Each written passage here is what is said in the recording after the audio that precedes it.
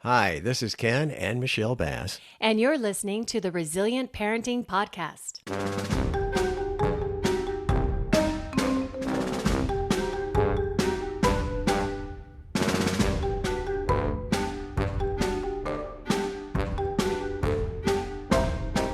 Hello, and welcome back to the Resilient Parenting Podcast. I'm laughing because this will be almost the third time trying to do this because of different technical issues. But, and I just want to say that I have been fighting allergies, which ended up turning into a spring cold. And so I sound maybe a little bit more nasally than normal. I think you sound kind of sexy, actually. And that cute little red nose of yours, Rudolph. Oh, I was just trying to make it to look somewhat like yours. You got a long way to go on that one. Emphasis on the word long. Okay. If I get a cold in the nose, it lasts a lot longer than Michelle's normally. But, okay. It affects your voice, and it's what we were talking about. Yes. Well, I feel like I'm talking through my nose, which is a special talent. Ventriloquist. Yeah. So today we didn't let that stop us. We still had an amazing interview, and this time we did something a little different. What did we do, Ken? We talked through both our noses. No. We talked on Zoom with our guest today. So there's going to be a little bit of an audio difference with that as opposed to us talking to you in real life. This. But you know what? This just made me think we can go anywhere. That's scary. I mean, we already are going everywhere, Feel free to contact us anytime if you think somebody needs to be talking with us or possibly helping us. Please help us. No. We need help. We need help. No. So should we get this going? Yeah. Stick around because the interview is coming up right after this. In the meantime, Michelle, here's a Kleenex. Thank you.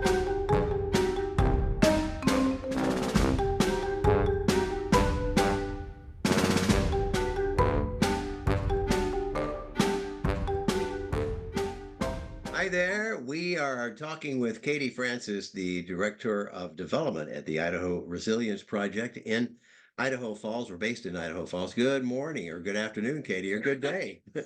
Whenever you're listening to this is a good time. Thanks for joining us. And morning to everybody too.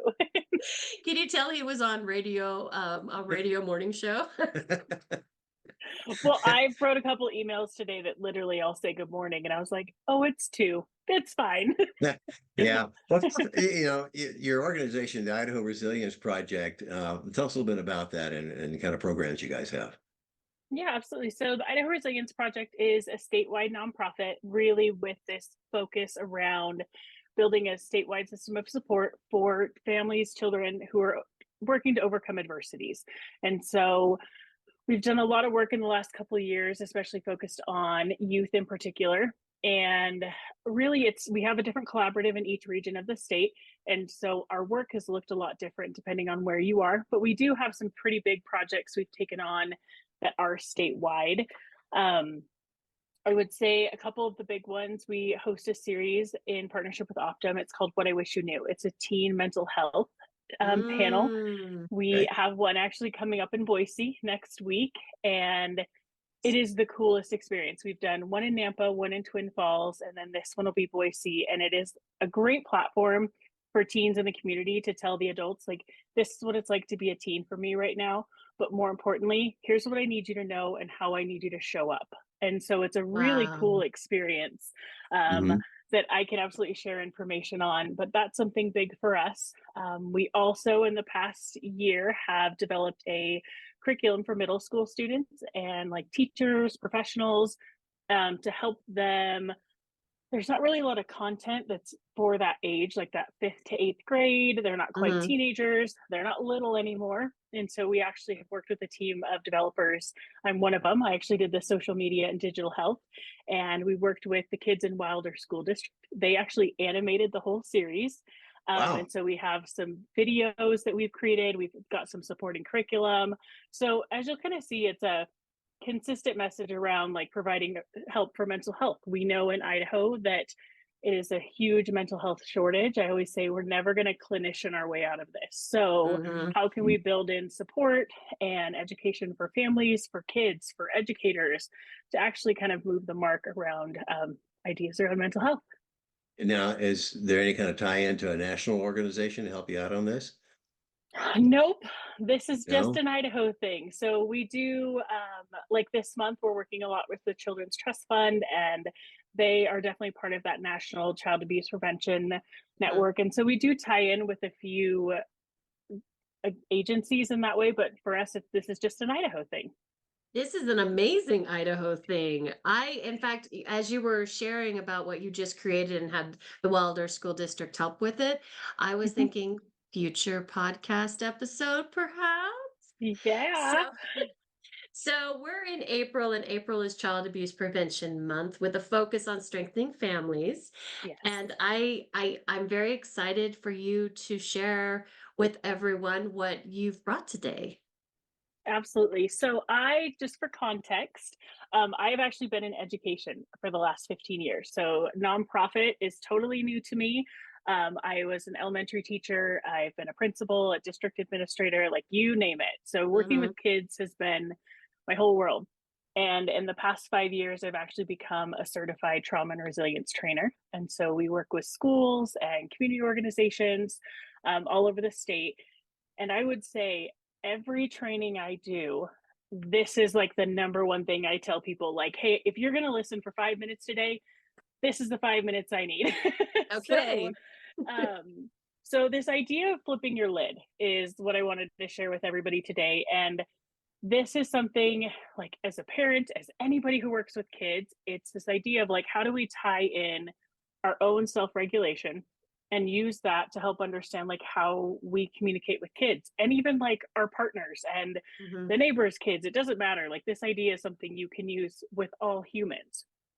But what we've done is we've taught it in a way that very tiny humans that are just learning to talk, like 3 and 4 and 5 year olds, can use this as well as like up through our teens.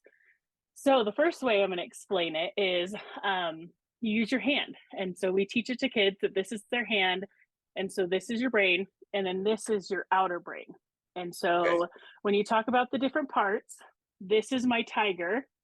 So he's on the Tiger. The inside. palm, the palm's in the inside. The Okay. palm's Yep. the tiger, up to the This, thumb. and Oh, then this no. is my meerkat. Your So The thumb. this is a thumb is the different creature. meerkat. Yeah. Yep. Okay. You And can't then see this it. is, We're doing it right now with her. and then this is when the other part comes in, that's my wise owl. When So you've you got your cover up three your hand, parts. that's your wise up. Oh, the wise owl Yep. is covering the whole hand. Okay. So, what we try to teach kids is that your meerkat, which is this little guy here, almost Yep. serves as a smoke detector. And so, Oh, anytime our body senses fear or danger, or even like embarrassment or shame, just Mhm. anything that makes us uncomfortable, if that guy goes off, like your little meerkat starts to get Yes. scared, what happens is our wise owl actually flies away. And All so, right. when we are dysregulated, the part of our brain that is thinking is our tiger. And so Oh, our the yeah. palm. Okay. tiger, Mhm. only is in charge of like our deep brain. So like our human keep us alive type of functions. And so we don't have a lot of access to the stuff that our wise owl is in charge of. So Right. problem solving and logic and reasoning and Mhm. communication. So talking or writing, all of that is what our wise owl is in charge of.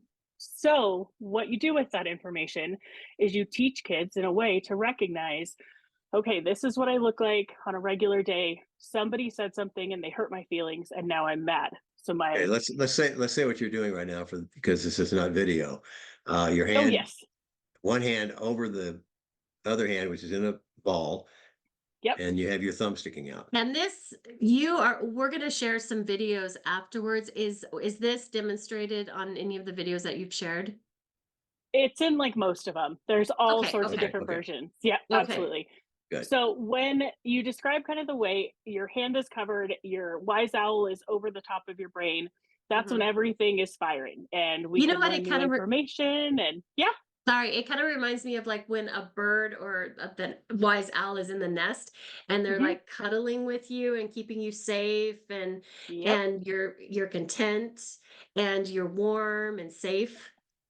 Well, and then you're not worried about other things. Like Yes, you can yes. focus on like, oh, I'm going to learn to walk or fly today. Like I can do those things because I'm not worried about whether or not I'm safe. And Right.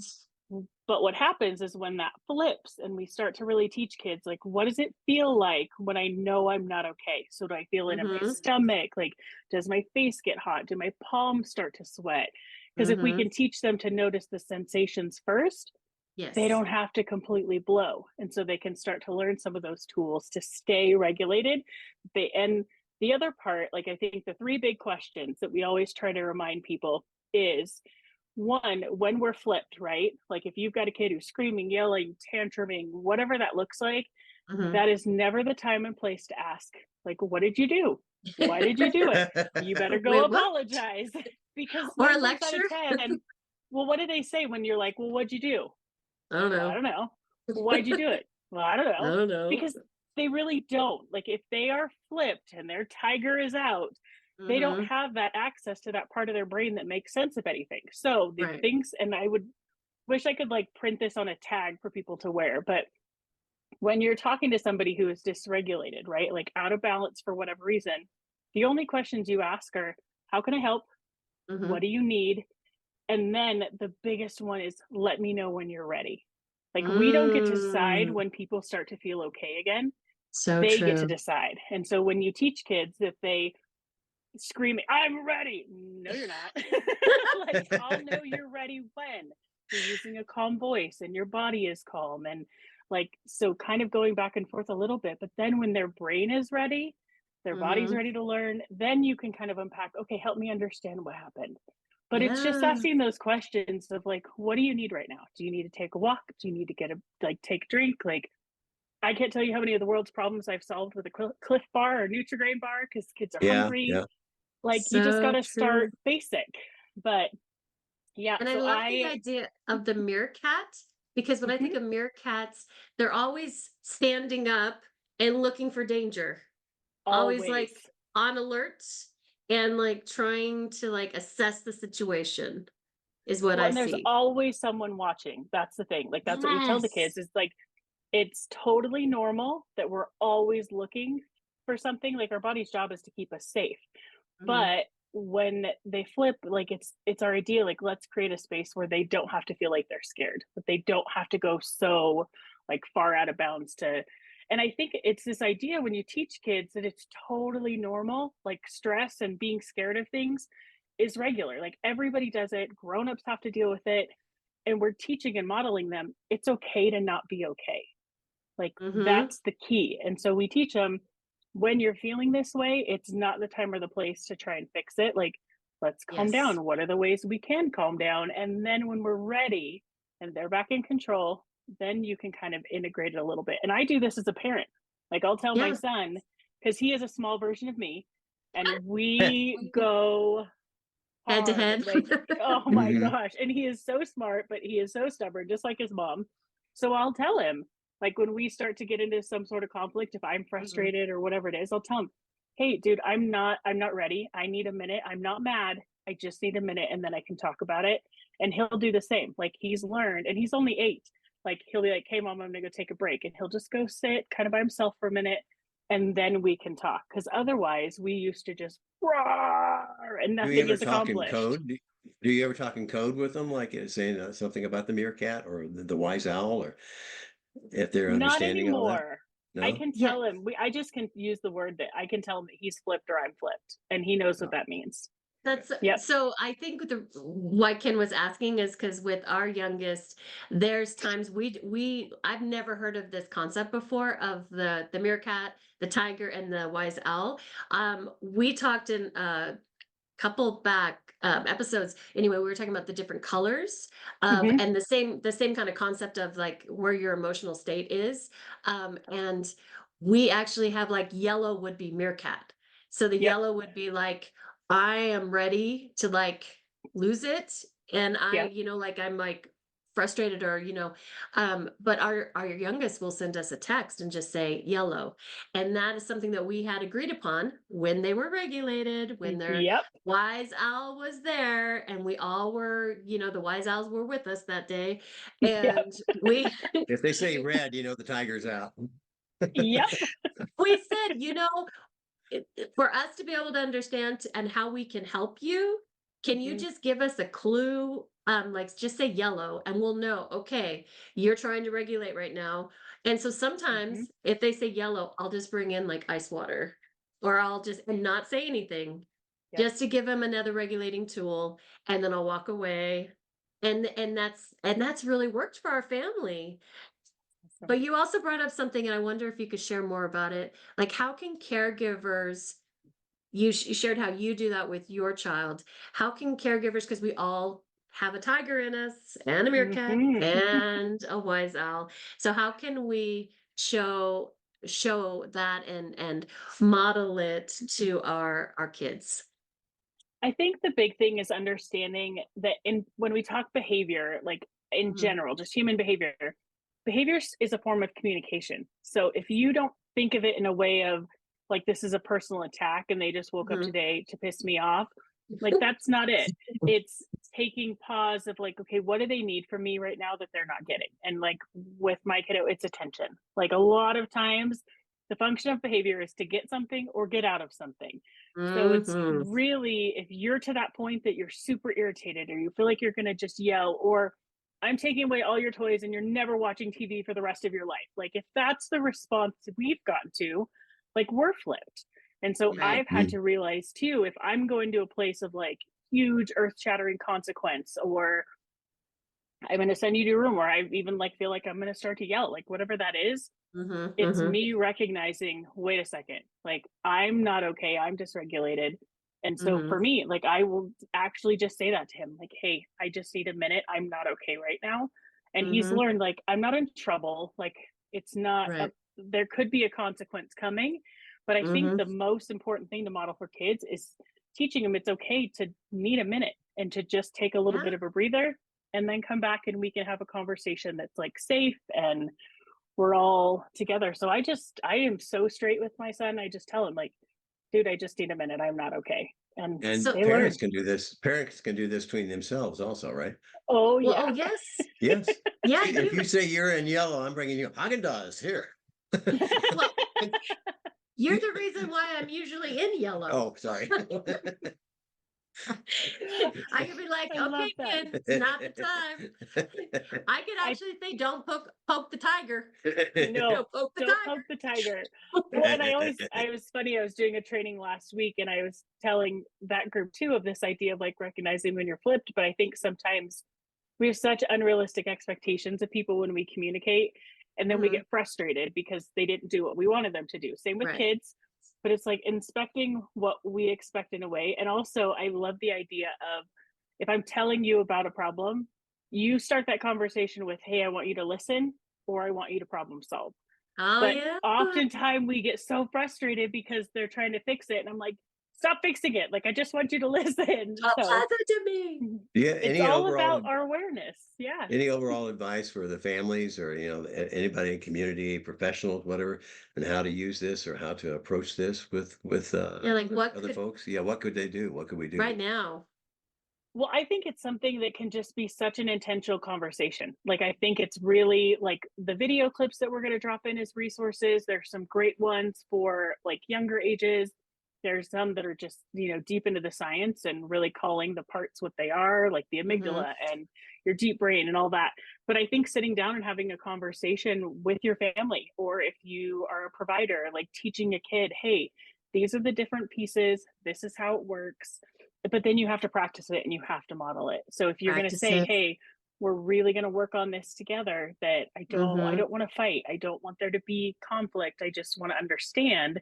But then you have to actually practice that. And I think the adult has to be the model, but then they have to be Mhm. okay with the kid coming back and saying, hey, like, mom, I think you were kind of flipped, like maybe we Yes. should have waited. Which is so scary. But especially parents of teens, they are in such like a huge developmental growth, like that 12 to 14, 11ish. Those are, I think, some of the ones, if you can catch them when they're super little, it's great. But man, those 11 to 14-year-olds, if they can really start to have that self-awareness of when they are dysregulated, they're Yeah. going to make a lot better choices. Just It's because they'll it's Yeah, it's so true. And I think there's something so powerful about kids who see parents and a lot of times as like, like they have it all together, or, maybe they don't see us Hmm. that way, but for them to be able to say, "Hey, I'm feeling this right now, and this is what Hmm. I'm gonna do to take care of it. Can you walk with me, or let's both get a drink of water?" Or just being able to just name it and Hmm. say, "This is what I'm experiencing." But before they can do that, they have to be able to recognize it in their bodies. And so Yep. that's the key that you had mentioned from the beginning of just that awareness of what's happening in your body. There's the emotions that go with it, but there's also lots of stuff happening in the body. Yeah, the um sensations piece is, I think, the most important because we always try to label things as like I'm angry or I'm sad or mhm, whatever, but that's not it. Like, what does it actually feel like to be angry, and mhm, what are those sensations in your body? And for littles, especially like for kids, they can feel it in their stomach. Or I know I'm a jaw clencher. Like if I start to bite mm, down and I start to get a mhm. headache, I know I'm frustrated. Or like their palms, they're like clenched fists, all of those things. So I think teaching that and also being reflective of ourself of like, what does it feel like when I'm starting to lose it? And telling the Yes. kid, like, I know I'm not okay when, and you can kind of Mhm, talk back and forth with it. But it's getting away from the language of feelings and really moving mhm. to a language of sensations. Yes, definitely. I Yeah. love this. We could talk about this all day. I just love this because it has been life changing for me. Hmm. I realized that I was disconnected from my body for a really long time. And now I'm like, oh, I'm feeling all the feels. And it's Yep. those sensations that I'm talking about. And so, yeah, practicing it right off the bat is something that you can do right now. Um, Today, Mhm. right now. Yep. Today, Okay. right this minute, do a body scan. How are you feeling? And if you want to find out a bit more about this, we're going to have some resources listed off on our Facebook page, right? Facebook Yes. page, but you also sent some links, and I can put those directly into this episode notes, Perfect. and so they will anyone would be able to access that. And I noticed some of them, like Apple and others, they have it listed where they're live links, so you can just go straight to it. So yeah, Yep. technology. And one of Who would those have thunk? links I put in there is it's actually a series from oh gosh. So it's Wonder Media, and it's a whole series about fight child abuse, but it's for teenagers. And Mm, they are the coolest shorts. Like if anybody who is a parent of teens, you work with teens, that series is phenomenal. And they have Okay. also so they have this idea of flipping your lid, but it's just there's some really great videos in there too, just The about more we other wow. learn, the better super we'll hard be. topics. Heck Yep. yeah. Yeah, Yeah. I have a feeling that we're going to see you again, Katie. I would We're love going it. to be a frequent visitor to the Resilient Parenting Podcast. I Nice little love plug I it. just did there. Well, and then she's director of development at the Idaho Resilience Project. So you see where we're going with this. We're tying Yes. in pretty well. Katie Francis, We're thank you so much for friends. talking with us. Absolutely. Thank you guys for having me today. I really appreciate Yes, it. thank you.